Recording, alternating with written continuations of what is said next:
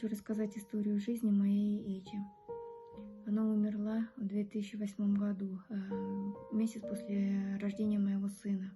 К сожалению, я не знаю всех деталей о ее высылке и ее жизни в Сибири. Поэтому этот рассказ мы составили вместе с моей тетей Каменской Александрой Коровиной. И сегодня я нарисовала портрет моей Эджи.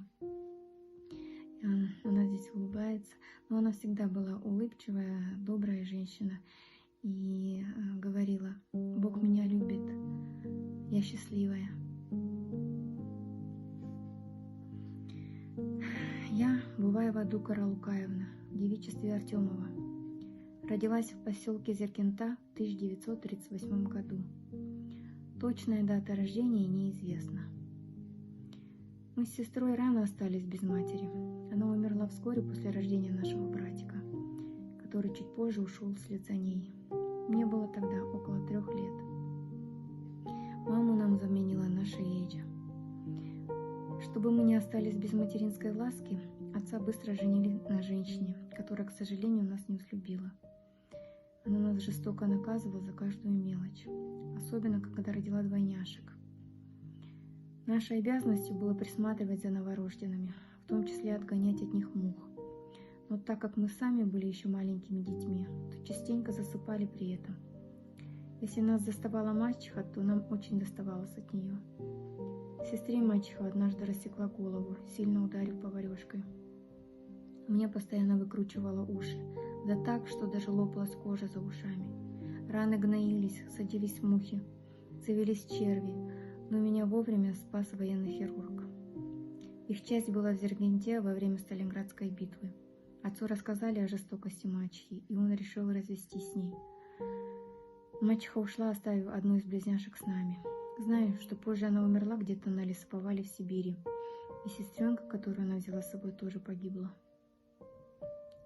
Папа женился в 3-й раз. Эта мачеха была женщиной доброй. 28 декабря 1943 года папы не было дома. К нам ворвались солдаты, начали вгонять из дома, не позволив даже взять наши вещи. Но когда они узнали, что наш отец председатель колхоза, то жалились над старой бабкой с 3 малыми детьми. Помогли нам собрать теплые вещи и кое-какую еду в дорогу. Мы были напуганы и ничего не понимали, ведь мне было около 6 лет, старшей сестре Булгаш 13, а младшенькой всего 2 года. Дорогу в Сибирь я помню плохо. Помню, что было холодно и страшно. Когда нас привезли в Алтайский край, поселили всех в бараках. Очень хотелось есть. Местные боялись и сторонились нас. Взрослых отправили в леспромхоз валить лес. У папы было очень плохое зрение. Он вовремя не заметил падающее на него дерево и поранил ногу. Впоследствии лишился ноги. Мы остались без единственного кормильца. Наше положение усугубилось. Помню, мы искали картофельные очистки и варили из них еду. Очень нелегко вспоминать об этом трудном для всех времени. Однажды, когда на чужую корову упало дерево, все калмыки, которые были свидетелями этого, решили разделить мясо между собой. Брат мачехи принес кусок домой. После долгого времени мы наконец-то ели мясо. Все бы ничего. Но даже в те трудные времена люди между собой ссорились. Один из обиженных сдавал других. Начались разбирательства.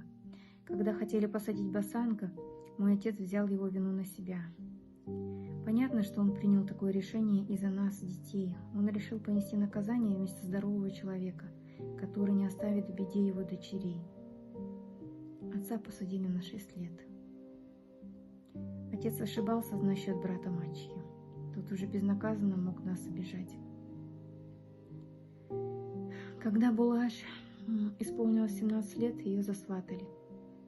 Мачеха решила выдать ее замуж с условием, что Булгаш будет продолжать работать, а зарплату отдавать нам, чтобы она могла нас прокормить. Позже мачеха погибла на лесоповале. А брат мачехи, он отбирал у нас почти все. По соседству с нами жила семья сосланных немцев. Их девочки взяли надо мной опеку. Мне было тогда лет 10. Они научили меня шить и вышивать. Так я смогла немного зарабатывать для нас. По прошествии многих лет я мечтала встретить и поблагодарить их. Мне эти навыки пригодились в моей дальнейшей жизни. Меня выдали замуж в 17 лет. Вскоре пришла радостная для всех калмыков весть. Мы могли вернуться домой. Возвращались мы домой с трепетом и страхом. Не знали, что нас ждет впереди. Ведь у нас ничего не было. Но я была уверена, что с этого момента у нас все будет хорошо. Ведь Бог меня любит. Мне повезло. Я смогла выжить.